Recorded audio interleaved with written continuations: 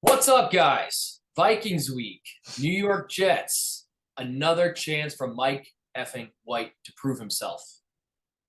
See what we got. He might just throw it all over the yard, Dan. He just might. Let's go. Welcome back, everybody, to another session of Jets Therapy. We are here to discuss the Vikings, the 9-2, I believe, Vikings. Yeah, sounds right. Dude, 9-2 on paper, but this team is beatable. I feel like a lot of the wins that they have, honestly, Yeah. they're a sound team, they're a solid team, but there have been some really close games there. I mean, they've got ballers on that offensive side of the ball. So it's not, I mean, it's a surprise, but it's a surprise when you look at their defense. You know what I mean? Yeah. Like Justin Jefferson's arguably the best receiver in the league right now, or one of. Thielen's a great wide receiver too. And Dalvin Cook is a phenomenal running back. You know what I mean? And Kirk Cousins is serviceable. So, you know. Yeah. I mean, some of those games that they've lost, though, like the game versus Dallas, and I think they lost versus the Eagles as well. I mean, they were just blowouts. They were complete anomalies from where their season has been, sitting at 9-2, and then you lose the Dallas, whatever it was, 40-3 or something. Yeah. I mean, this is a team that obviously has holes, just like you said. I think from a defensive perspective, you can get after them. If we play the style of offense that we played versus the Bears, which you're not playing hero ball, you're playing smart football. And Mike White said something in one of his press conferences that really stood out to me. And he was talking about his game last year versus the Bills. He said he really came out and obviously had probably his best game of his life versus the Bengals, just in terms of production, just in terms of the stat sheet. And he came out versus the Bills, and he said that he was just almost overconfident.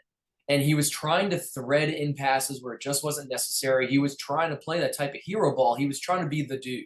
Yeah. And he was, I didn't need to do that. I just needed to get the ball into the hands of the guys that can make plays like he did last week. Get it to Garrett Wilson, get it to Brax, get it to Elijah Moore, let them get those yak yards, and let those guys do the job. You are Mike White. You're probably not going to be the dude throwing 75-yard bombs. If he is, that's fantastic. But that's not what we've seen maybe so far. So, and he talked a lot about his mindset and kind of where he is mentally, that he works so quickly through his progressions that sometimes physically he can't catch up to that. So he just needs to slow the game down, take what the defense is giving him, hit the checkdowns when they're there, throw the ball out of bounds when you don't have your open guy like we saw him doing versus the Bears. And then if you got somebody open, he's got the talent. He's a taller guy. He's got a decent arm. He's got the talent to hit the open receiver down the field like we saw 3-4 times last week. So Mike White has the ability to just like to your point with the Vikings defense, to pick them apart. I think he has the ability to do it. And I think we see that on Sunday. Dude, I mean, they're when you look at what they've done this year, they're the worst passing defense in the league this year. They've let up over 3,000 yards already, and they're roughly giving up 275 yards a game through the air alone. Mm-hmm. So they, Mike's got some chances to cook this weekend if he can get it going. And I like you said, dude, I think every time I look at, like, watch the replays from him and last year, this season, then just hear him in his press conferences, like the dude deserves a shot to be a starting quarterback somewhere in this league. Yeah. I kind of hope it's the Jets, dude, because I go back and forth in my head. Like I like Zach Wilson. I like him a lot, but dude obviously doesn't have it right now. You know what I mean? So at least right now. Yeah. That's why I don't think if we win this game and he balls out through the air and does well, I don't think we see Wilson again this season. I think we ride with Mike White because we are in the hunt, in the thick of it for a playoff spot. So why would you throw Wilson back in there?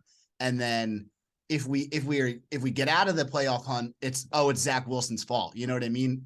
But if we're in the hunt, we're riding with Mike White, then maybe things happen somewhere else. You know what I mean? But dude, he deserves to be a starting quarterback somewhere. He's says all the right things. He does. Throws the ball very well. And like to your point, I didn't realize he was as big as he was. Like, I think he's probably the tallest quarterback in that room.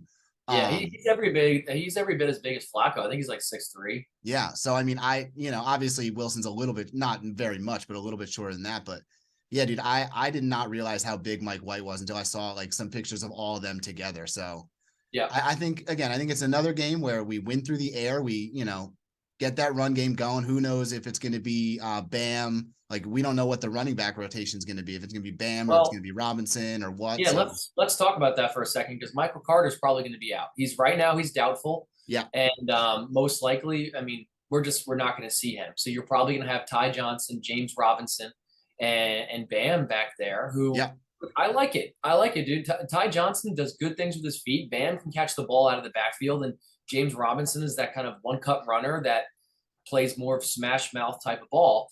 yeah. I mean, we'll see what we get out of James Robinson here. He was inactive, and then he came out in one of his pressers, and he was like frustrated and pissed off, and whatever he said, I'm I pissed saw off. that. Yeah, I'm yeah. not playing.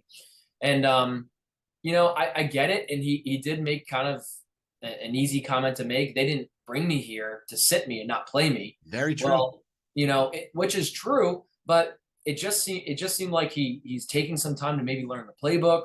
Or Zonovan Knight is. I mean, Bam had 100 yard, like over 100 yards. So obviously they He made might the just right be call. showing out. Yeah, He might be showing out right now, and they're like, yeah. look, we can't continue to have this guy in the practice squad.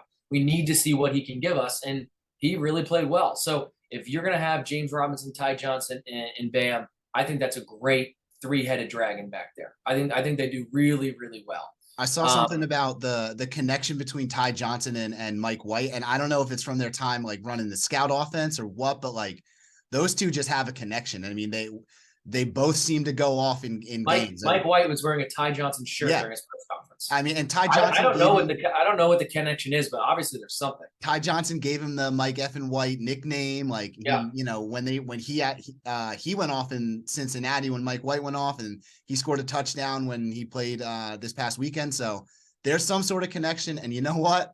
If Ty Johnson raises his game strictly because Mike White's the quarterback, I'll take it. Like we're not Yeah. going to complain about running backs doing amazing things. So And when it comes to our wide receivers and like other than Corey Davis, which is crazy because he's supposed to be our number one wide receiver, I don't worry about Braxton Berrios, Garrett Wilson, or Elijah Moore at all. no, They're starting to get to a point, especially with Elijah Moore's performance last game. I know he only caught a few balls, but yeah, he played well. They're just not shaky at all. I mean, Braxton catches every single ball you throw to him. Garrett Wilson might drop a ball every 10 games, and Elijah Moore is extremely solid. yeah, Corey Davis kind of every now and then will have a drop. He'll have like a drop a game for some reason or a drop every other game. I don't know why, yeah.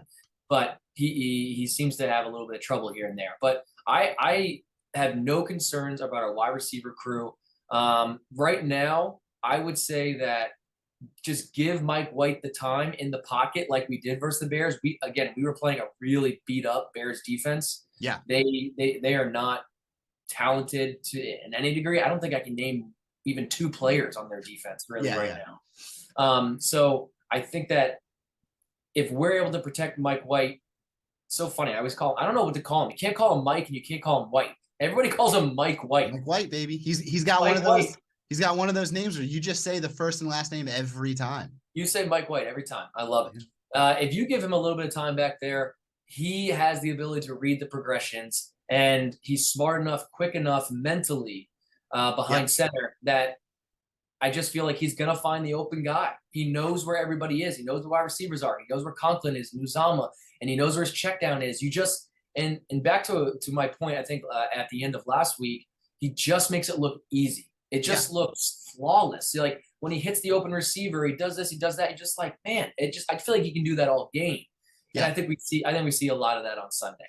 I mean, we alluded to it last video, like, and you alluded to it in just this earlier, like he goes through his progression so fast that he has to, like, I heard that that press conference, he said he feels like he's got to slow his body down at times. So like, that just shows to me that he has a very firm grasp on the offense and like the style of offense we are trying to run, right? Like he knows where guys are supposed to be. He knows his first option, second options, like very, very quickly. And yes. I mean, he's got a few kids, so hey. He does.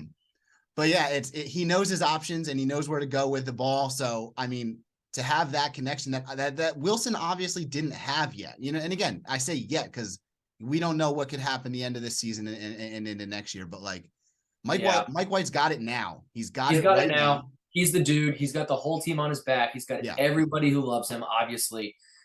He has an intangible that Zach Wilson does not have, both, I think, personality wise and physically. Yeah.